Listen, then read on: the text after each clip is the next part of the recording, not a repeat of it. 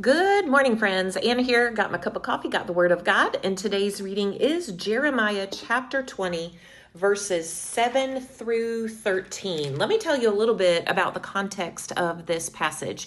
So in Jeremiah chapter 20, we enter into Jeremiah's story. He was a prophet, and he was a prophet that was telling the nation things they did not want to hear. He was declaring that they were going to face punishment and exile for the things that they were doing, and people were not receiving this well, as you can imagine. And Jeremiah suffered for his prophecies. He suffered deeply with beatings and rejection and betrayal, and it was a hard task for God to call Jeremiah to. But the thing that I love about this passage in Jeremiah chapter 20 is that we see Jeremiah's heart. We see who he really is in the times of suffering and the times of pain. Let's read it and then we'll talk about it as we go through the passage.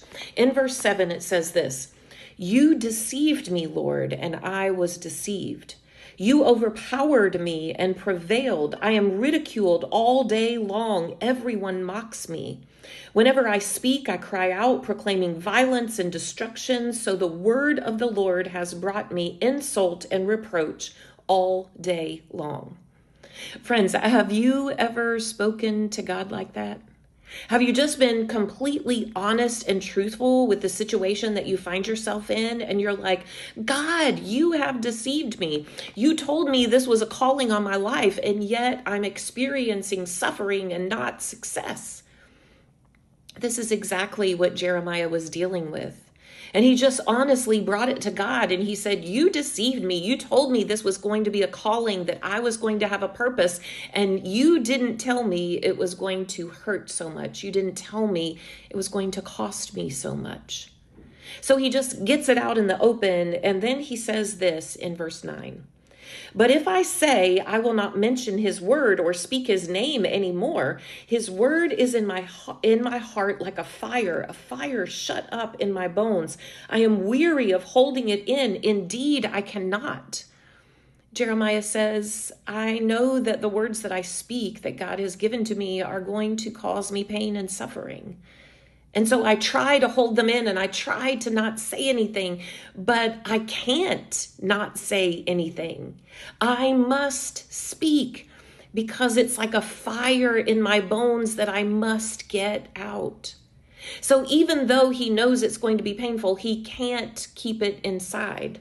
And then he goes on to express a little bit more about how he's feeling and why he's feeling this way in verse 10. "I hear many whispering, terror on every side. Denounce him. Let's denounce him. All my friends are waiting for me to slip, saying perhaps he will be deceived. Then we can prevail over him and take our revenge on him." Not only is he personally experiencing suffering, but he is experiencing relational suffering as well. He has been betrayed by his friends. They're looking to shut him up. They're looking to take revenge. And then he goes on to say this: "But the Lord is with me like a mighty warrior, so my persecutors will stumble and not prevail. They will fail and be thoroughly disgraced. Their dishonor will never be forgotten. Lord Almighty, you who examine the righteous and probe the heart and mind, let me see your vengeance on them. For to you I have committed my cause." Sing to the Lord. Give praise to the Lord. He rescues the life of the needy from the hands of the wicked. He then turns all of his complaints and his grumbling and everything that he is saying to a moment of praise.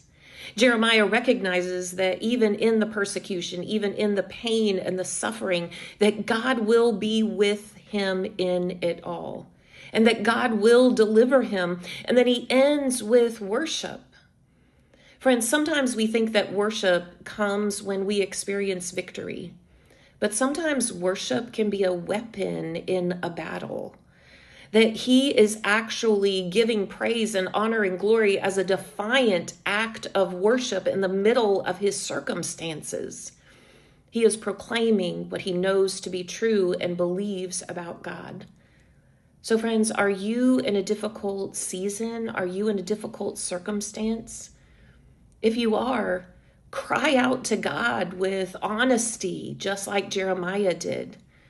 But then don't forget that sometimes worship can be a great, powerful weapon in the middle of a battle. Have a good day.